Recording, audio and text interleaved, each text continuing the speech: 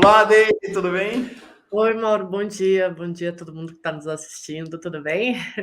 Tudo bom, graças a Deus, tudo bem.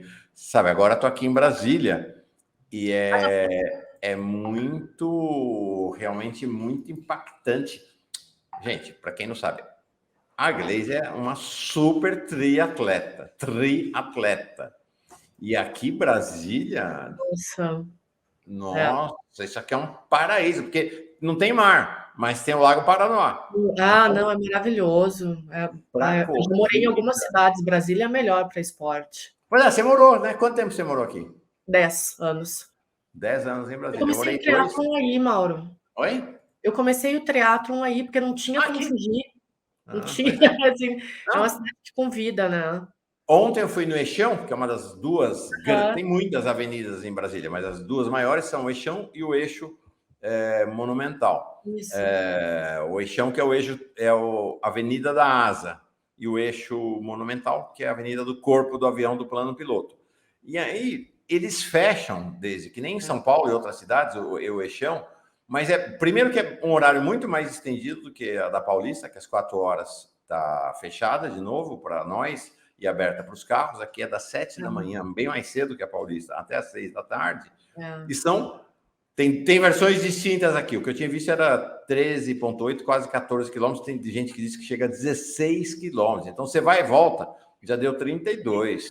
E aí fomos lá pedalar ontem, minha companheira Ai, e eu. que boa! Já fomos, chegamos aqui já. Segundo dia em Brasília, pedal até o Planalto. Que Fomos lá visitar demais! o Lula, mas ele não estava lá, não. Que legal. Brasília tem disso, assim, é uma cidade segura, né, Mauro? Então, é muito legal. Pelo menos o plano piloto, né? Depois eu O quero plano visitar as periferias aqui, que são é, barra pesada, muita pobreza também. é. David, como eu disse na apresentação, você é uma das especialistas em Bolsonaro, governo Bolsonaro, em análise do discurso bolsonarista, e eu também tenho me dedicado muito a acompanhar o Bolsonaro. Eu considero que um dos principais erros da esquerda e dos liberais brasileiros ao longo desses anos todos foi a subestimação do Bolsonaro. O Sim. Bolsonaro foi muito subestimado e deitou e rolou. E hoje é o grande líder político do Brasil ao lado do Lula. A gente pode não gostar, a gente detesta o É, Bolsonaro. Mas o Brasil tem dois líderes políticos de massa: é. Lula e Bolsonaro. E o Bolsonaro, no sábado, num evento dessa USA Brasil Yes, acho que é isso. USA Yes essa organização de extrema direita lá dos Estados Unidos, né, da extrema direita cristã. O Bolsonaro foi discursar e me parece que ele deixou meio assim transparecer qual é a estratégia dele, que é investigar melhor esses assuntos, né? Então tinha bastante gente, ele foi, como sempre, ovacionado, e no discurso dele ele anunciou que volta para o Brasil nas próximas semanas, e ele diz assim, achei muito interessante isso aqui, muito significativo: a minha missão ainda não acabou. Não interessa o que venha a acontecer comigo aqui no Brasil, ou no Brasil, e na forma como, porventura, algo venha acontecer. Eu fico pensando o seguinte: se o governo do PT e o TSE e o Supremo acham que não é boa política prender o Bolsonaro, eu fico pensando, opa, então a prisão pode ser algo de interesse do Bolsonaro. Eu começo a pensar que a estratégia do Bolsonaro é voltar, ele tem dado motivos de sobra para ir para a prisão, para, vamos dizer assim, fazer uma saga que foi uma saga similar à do Lula, de dentro da prisão, mobilizar, fazer um acampamento enorme fora da prisão, provocar insurreição. Ele chama os presos dos atos golpistas de presos políticos, né? Diz que estão num campo de concentração, né? Eles que sempre adoraram as prisões brasileiras, né? Diz que agora que eles estão no campo de concentração. Então, eu queria olhar para ti um pouco qual que você acha que é a estratégia do Bolsonaro? Olha, Mauro, eu acho que o maior erro que o atual governo pode cometer agora é prender o Bolsonaro, porque é justamente isso, vai transformar ele num mártir, né? Isso é um consenso entre todos nós que acompanhamos a política, né? Porque o Bolsonaro tem uma característica, como tu muito bem falou, que a gente não pode ignorar. Goste-se ou não, ele é um líder de massas, né? A gente tem no Brasil recente, desde a abertura democrática, dois mitos políticos: o mito Lula e o Bolsomito. Goste-se ou não.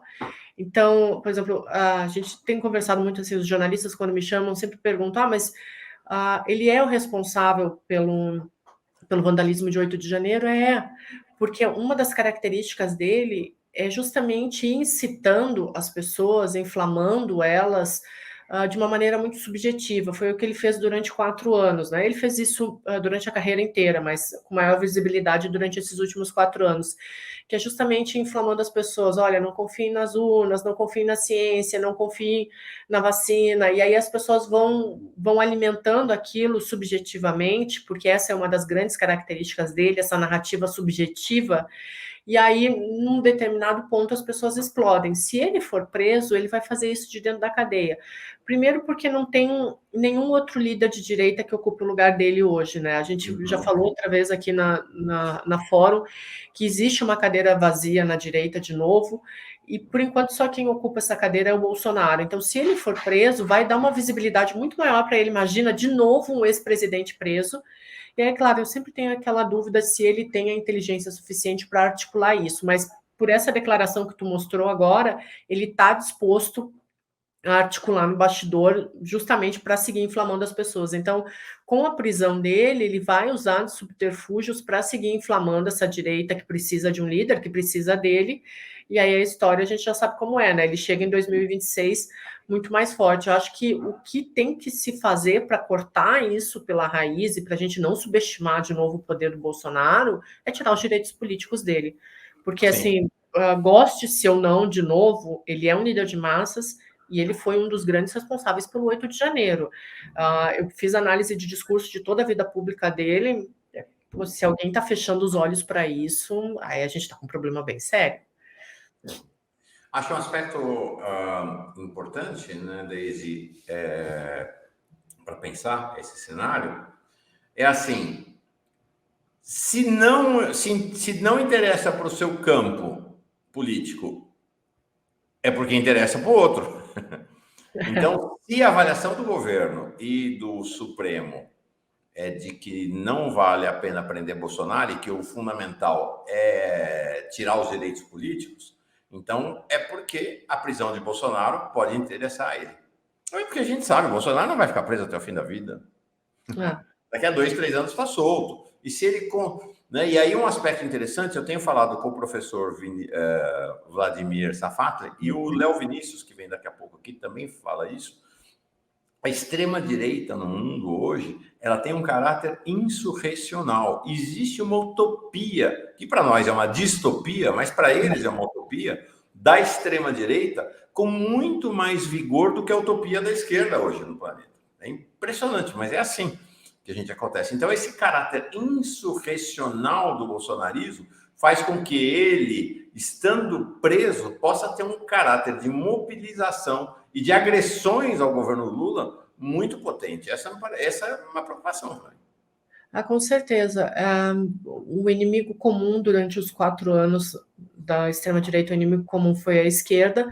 Aí tu imagina, Mauro, se prende ele, a força que vai dar até para essas pessoas que já estão um pouco desmobilizadas, né? Passou o período eleitoral, Bolsonaro saiu de cena, né? Apareceu agora, mas ele saiu de cena, articulou um pouco nos bastidores ali na condução da presidência das 2 casas, né, no Congresso, mas ele não tomou um protagonismo político nesses últimos meses depois das eleições, como ele sempre teve, né? Então ele está reaparecendo agora. Agora, tu imagina se ele vai preso, o poder de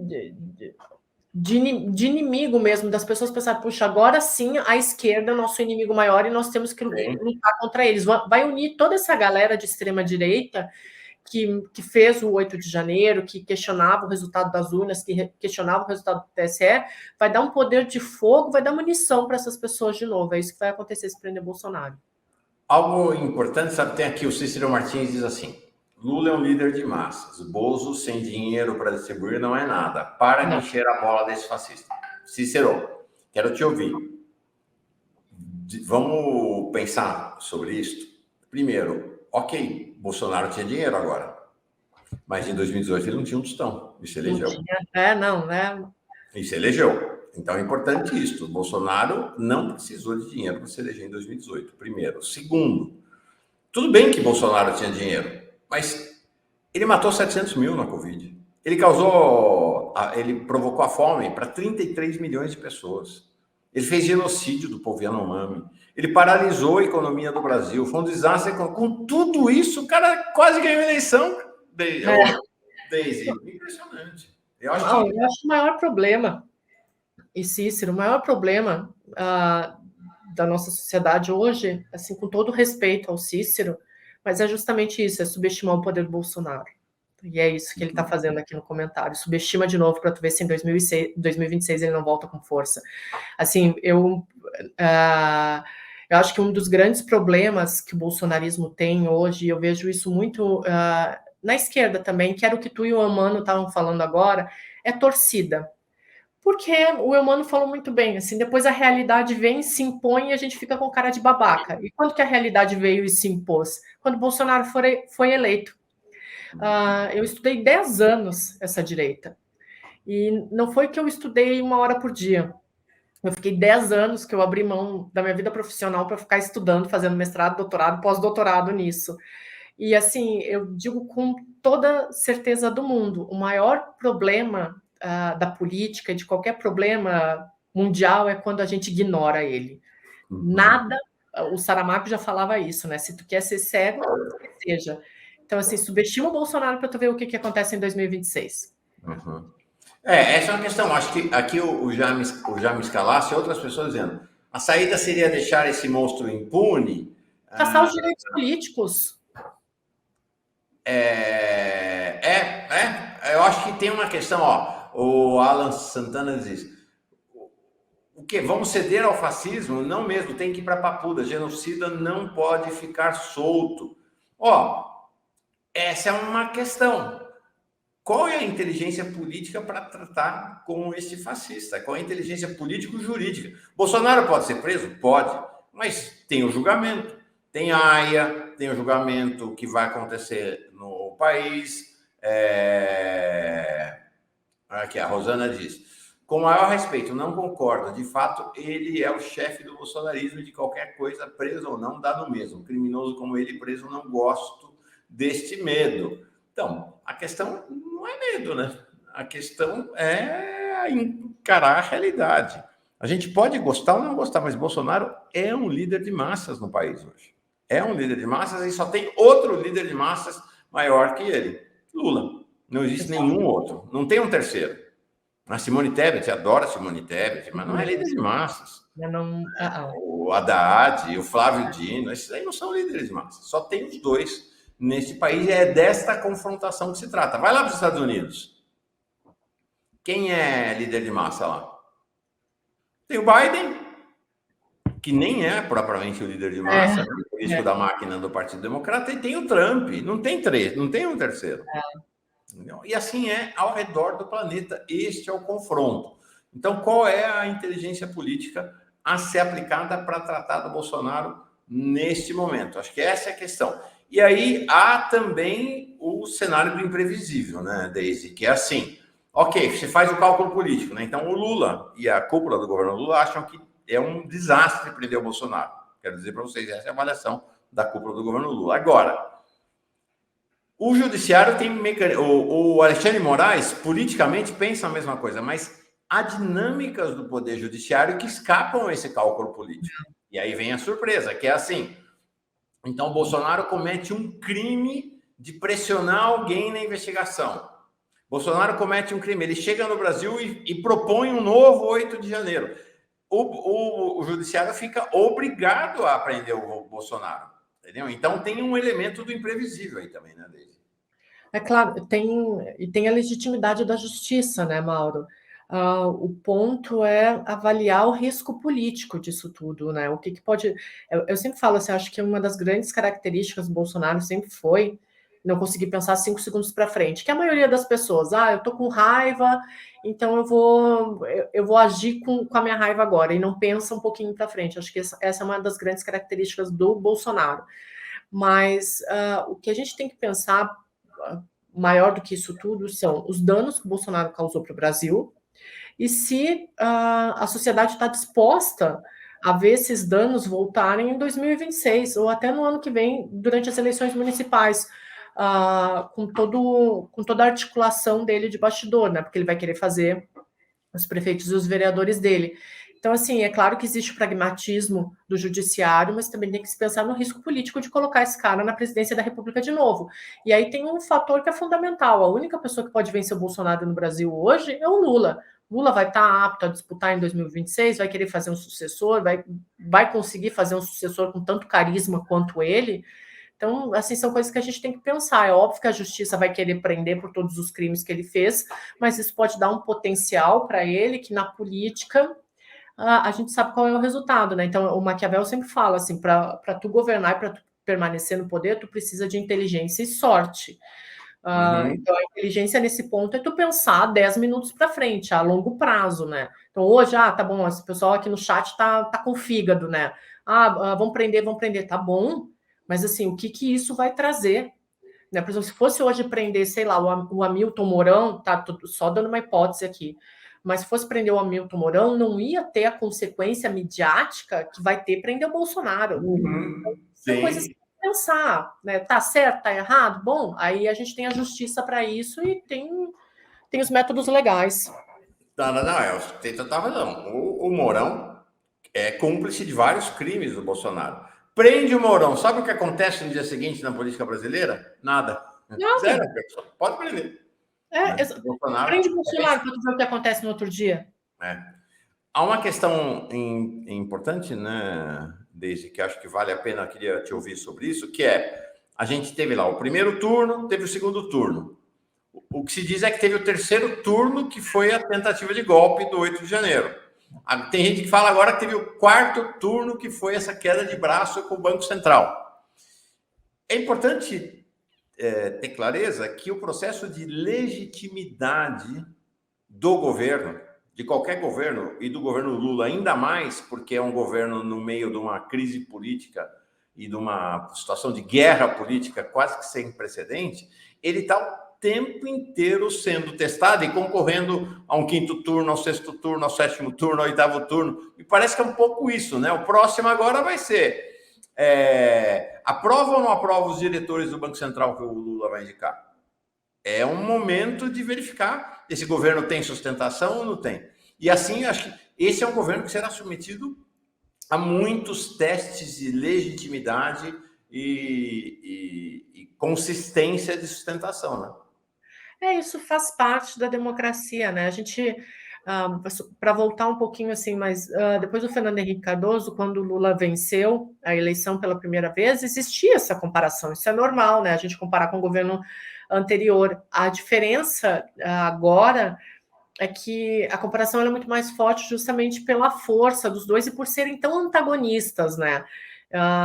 Eu acho que democracia a gente não discute, né? O Lula, obviamente, é um democrata que segue de um governo antidemocrático, né? Então essas comparações elas vão ser feitas o tempo inteiro. A gente vai ver agora. A gente viu na própria eleição do Congresso, né? Muitos jornalistas e eu falei também no quarto turno entre Bolsonaro e Lula, porque essas comparações elas são salutares na democracia. E eu acho que a gente tem que fazer até para ressaltar e para relembrar as pessoas, porque a memória das pessoas ela é muito curta. Né? Tudo já foi dito uma vez, mas como ninguém lembra, a gente tem que falar de novo. Então tem que relembrar mesmo. Pô, o Lula, em relação a Bolsonaro, Bolsonaro foi um governo caótico. Então essas comparações elas vão ser feitas sempre, até para a gente ter uma dimensão de como as coisas estão melhorando ou eventualmente piorando, né?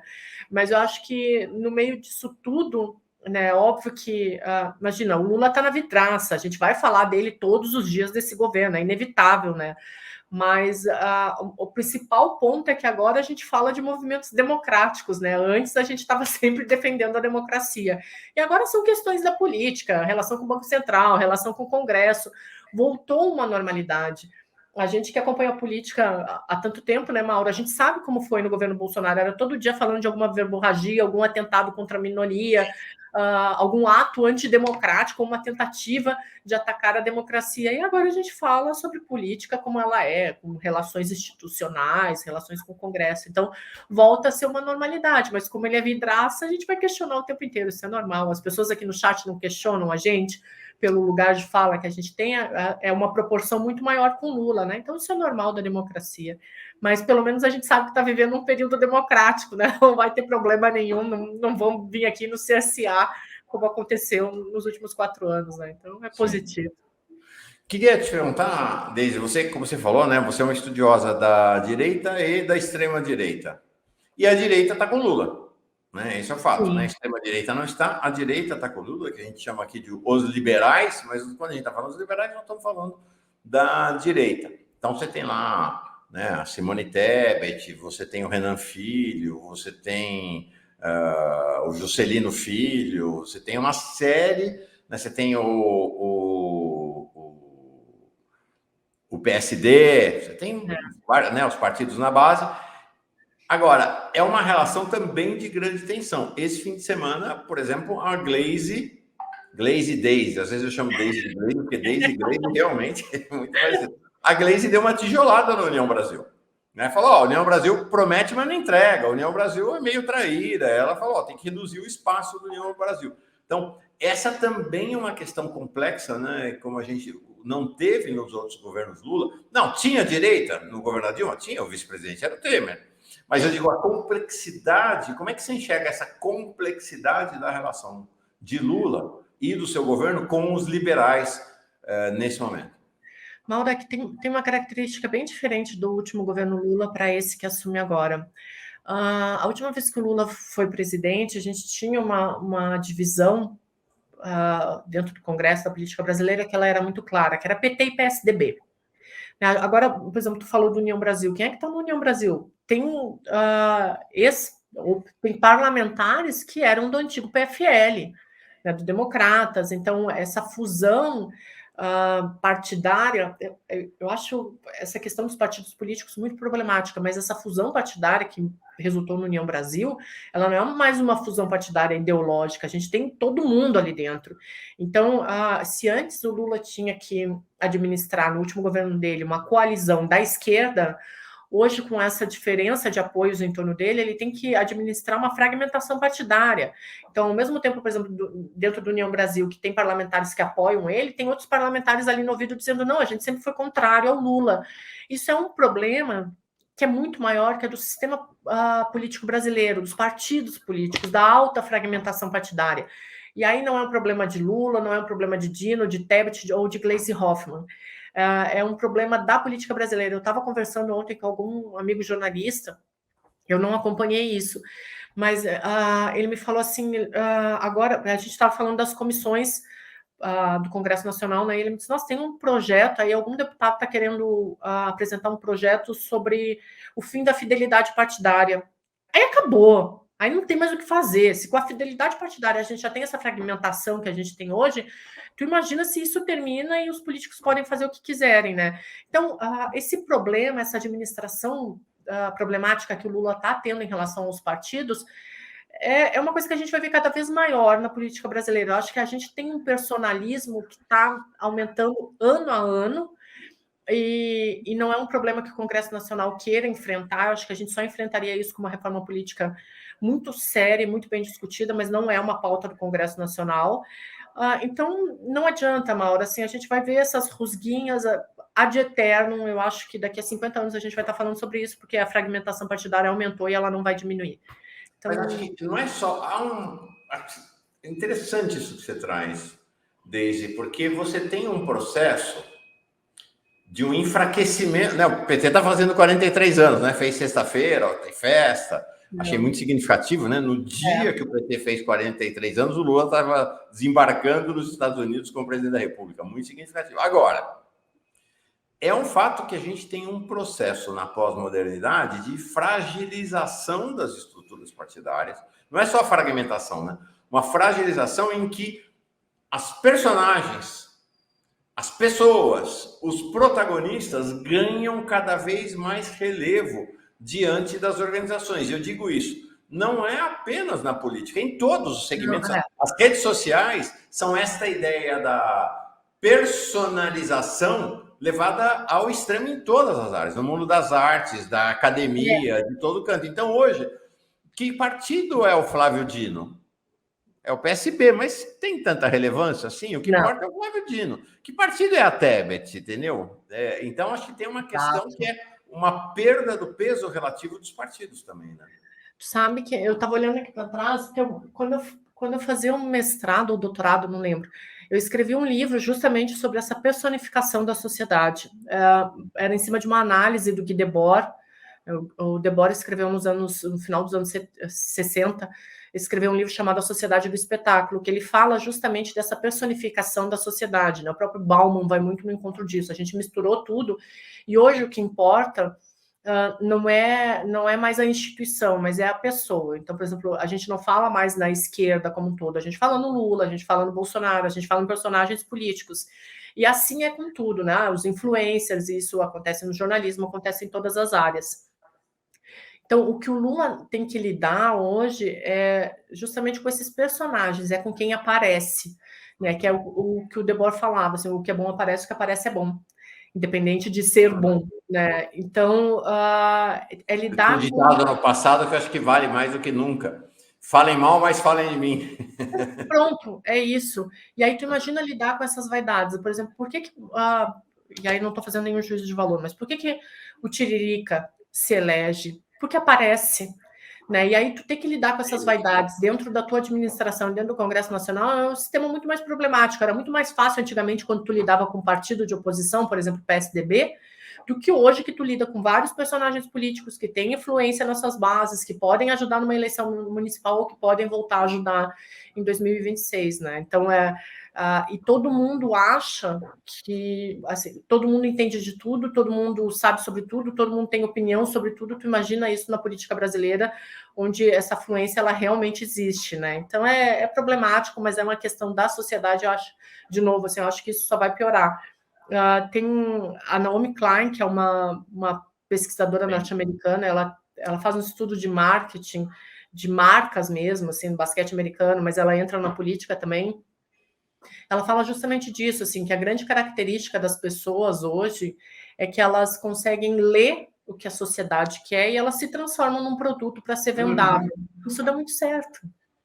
Sim. Quem inaugurou isso no Brasil foi o Marcos Coimbra. Na eleição do Collor. O Marcos Coimbra está aí com a gente hoje, né? Vinculado ao PT e tudo, mas o Marcos Coimbra foi o inventor do Fernando Collor. Né? O Marcos Coimbra, com a sua Vox Populi, lá em 89, antecipou o século XXI e esse mundo das redes sociais. O que ele fez naquela época com o Collor? Achei muito interessante. Que vamos lembrar, né? O Collor não tinha partido político nenhum, nunca teve, né? Era o Collor, né? Era o Fernando Collor. O Marcos Coimbra passou meses antes do início do processo eleitoral fazendo pesquisas qualitativas de grupos para definir qual era o perfil do candidato a presidente da República que era do gosto do eleitorado naquele momento. Aí, como o Fernando Collor não tinha passado na política, né, não tinha uma trajetória, nada, era um desconhecido, ele desenhou o perfil do Fernando Collor de acordo com o que as pesquisas indicavam que era o gosto do eleitorado. Deu no que deu. Né? Então, essa é uma questão. Hoje, os políticos todos, Daisy, é claro que você tem lá sua posição ideológica, seu lugar e tal, mas, de uma maneira geral, todos os políticos viraram escravos e reféns das pesquisas de opinião. Ele, de um jeito ou de outro, mais ou menos, mas vão adaptando o seu discurso àquilo que é o gosto do eleitorado, ou pelo menos da fatia do eleitorado que ele quer satisfazer. Né? Com certeza. Já trabalhei em campanha para presidência da República, mas eu fiz muita campanha para deputado estadual, para governo do estado, e as campanhas que eu fiz que saíram vitoriosas, antes de começar a campanha, a gente fazia pesquisa nas comunidades, nas cidades, para ter uma ideia do que o eleitor queria, e aí a gente adaptava o discurso. E assim, a campanha eleitoral, ela nada mais é uma campanha eleitoral eficiente do que, por exemplo, tu vai visitar, sei lá, o bairro de Mandaki, em São Paulo. Antes do candidato ir lá, tu vai lá, faz uma pesquisa de quais são as demandas da comunidade, o candidato chega lá e fala o que a população quer ouvir. É óbvio que existe a afinidade de ser de direita, de esquerda, centro-direita, mas assim, nada mais é do que uma construção de um personagem. Política é isso. Né? E aí a gente fica cada vez mais refém. E realmente, isso, aqui no Brasil, essa relação da comunicação com a política, ela inaugurou com o Collor, né? E o Brasil foi, em certa medida, até inovador. Acho que o Brasil antecipou. O Brasil, gente, é um país muito atrasado, por um lado, mas é muito avançado. Né? Desde o sistema bancário ao sistema eleitoral, o Brasil é uma referência mundial. O Brasil é uma referência mundial. O Edmar Baixa, que é um economista liberal, muito alinhado com os tucanos, na época da ditadura militar, quando os liberais estavam também numa aliança com a esquerda para derrubar a ditadura, ele cunhou uma expressão para falar do Brasil, que era Belíndia.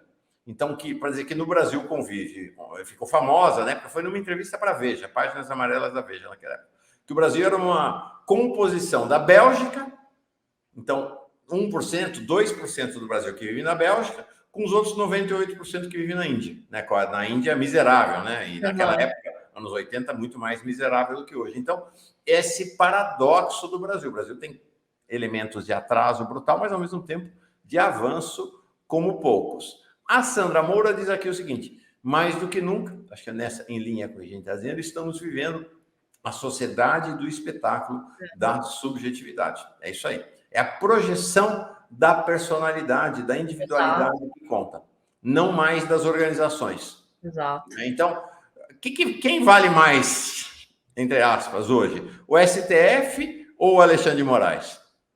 Entendeu? Ponto. Não é isso? Carol Maia.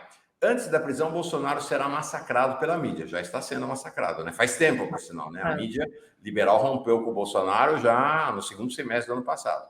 Hoje, a massa não dimensiona o tamanho dos crimes dele, com a opinião pública a favor da prisão. Bolsonaro derrete sua base hoje de 30% e diminuirá. Carol, deixa eu te falar. Primeiro que uma base de 30% é enorme. Ninguém tem 30% no Brasil. Só ele e Lula que tem mais do que 30%. Nós vimos uma pesquisa semana passada, preocupante, da Atlas. Eu sempre falei mal da Atlas, sabe? Eu também. Agora são os caras que mais acertaram. Eu pensei que, tem que olhar com cuidado. A pesquisa da Atlas mostrando que 40% do eleitorado, depois de tudo que aconteceu, disse que votaria no Bolsonaro. É muita resiliência, muita resiliência. Mauro, tem uma frase que eu acho muito bonita, nem sei quem foi que falou, mas acho que ela serve para tudo. Que é bem clichê, todo mundo já deve ter ouvido, mas o preço da democracia é a eterna vigilância. Pronto. Não fecha os olhos, porque senão vai dar problema. É isso aí. Vai dar problema sempre. Tá bom, Deise. Legal. Boa conversa hoje. Eu tô tomando chimarrão aqui. Então vamos embora. Vamos mais um pouquinho. Pera lá. Quero falar mais contigo sobre a seguinte questão. Eu estava comentando antes que este é um governo de muitos projetos políticos grandes. Muitos. Né? Dos 37 ministros... 37? 37, né? 34 ou 37? 37, né? Uns 15 são candidatos a presidente. Candidata a presidente. Isso é muito bom. Quase todos são candidatos ao Senado, aos governos dos seus estados. Então, isso traz e ainda nesse contexto, né, de projeção das suas personalidades. Então, você tem hoje o Flávio Dino candidato a presidente, evidentemente. Simone Tebet, candidata a presidente. Fernando Haddad, candidato a presidente. O Silvio Almeida, claramente candidato a presidente também. Marina Silva, candidata a presidente. Quem mais? Talvez o Padilha, pode ser um virtual candidato a presidente. Enfim, tem uma lista muito grande. O Rui Costa é candidato a presidente, já tinha sido pré-candidato lá atrás. Né? Então, é uma lista grande de gente candidata e candidato a presidente. Tem um outro aí que é um candidato razoável que chama Luiz Inácio Lula da Silva também. Né? O Lula que vai para o sacrifício, porque tenho certeza, será um sacrifício dele ter que ser candidato de novo em 2026. É um sacrifício pessoal grande. Mas ele já falou, se precisar, ele vai. Como é que você enxerga isso do ponto de vista da positividade de um governo com grandes projetos e de negatividade de um governo com grandes disputas também? Como é que você enxerga a complexidade desse governo, que eu nunca teve tanto pré-candidato a presidente no ministério como nesse. Olha, Mauro, eu acho que eu vou começar pelo ponto negativo. Acho que o ponto negativo é justamente a disputa de vaidades, mas o Lula tem como característica saber dar espaço para todo mundo. Eu acho que, apesar de ser o líder maior, não é um cara extremamente vaidoso, a ponto de querer suplantar quem lhe faz um pouquinho de sombra, né? Quando eu digo sombra, é aparecer, né? Então, essa não é uma característica do Lula. Ele é um líder populista, mas não é um cara que cega pela vaidade. Quando ele fala que ele tenta a reeleição, que se for o caso ele vai para o sacrifício, a gente sabe que não é um projeto pessoal. É um projeto para manutenção de uma política que eles acreditam, que a esquerda acredita, e viável, super dentro do jogo democrático, né? Mas a gente sabe que se o Lula pudesse, ele faria um sucessor. O ponto é quem pode ter o carisma que o Lula tem, né? Ou a força que o Lula tem. Então, o único ponto negativo que eu vejo nisso tudo é a disputa de vaidades. E os pontos positivos, eles são imensos, porque a gente tem uma oxigenação da esquerda que pode começar a orbitar em torno de um nome que não seja o do Lula, né? Porque o Lula já tem a questão da idade, a gente viu nessa última campanha, eu comentei muito isso, assim, como algumas vezes ele perdia a voz. Eu fiz campanha para presidente da República quando eu tinha 30 anos, se eu não me engano. Foi extremamente exaustivo. Assim, eu tinha 30. Tu imagina uma pessoa com 70 anos, né? A campanha para presidente da República, a gente faz 3, 4 estados em um dia. É um negócio absurdo. Então, para o Lula aí em 2026, realmente é um sacrifício pessoal. Aí a gente tem que deixar qualquer avaliação de lado e entender isso. Mas ter possibilidade. Eu, particularmente, ninguém me perguntou, mas eu sou apaixonada pelo Silvio Almeida. Eu acho ele um cara fantástico, assim. Mas a gente tem nomes fortíssimos, aí isso é muito bom para a oxigenação da política, para que surjam novos nomes, novas lideranças. Acho que renovação política ela é sempre extremamente necessária para que se mantenha a democracia. Então, apesar da disputa de vaidades, eu não vejo aspectos negativos, não. Acho que isso é muito salutar, e como tem um líder forte, segue o jogo. Vamos ver quem chega com fôlego em 2026. Nós vamos acompanhar, para e passo. Tem carnaval aí na sua vida ou é treino e fórum café segunda que vem? Eu até estava pensando hoje, antes de entrar, será que eu falo com o Mauro para vir semana que vem? Mas eu acho que eu tenho treino, eu vou ver e te aviso, mas eu quero voltar. Mas é treino, Mauro, bicho, é legal, treino, tá treino, bom, treino. Perfeito. Eu agora quero ver se pega o firme aqui. Legal, então, se tudo der certo, tem Deise com a gente na próxima segunda-feira de novo. Obrigado, Deise, boa semana para ti. Prazer falar com vocês. Tchau, gente.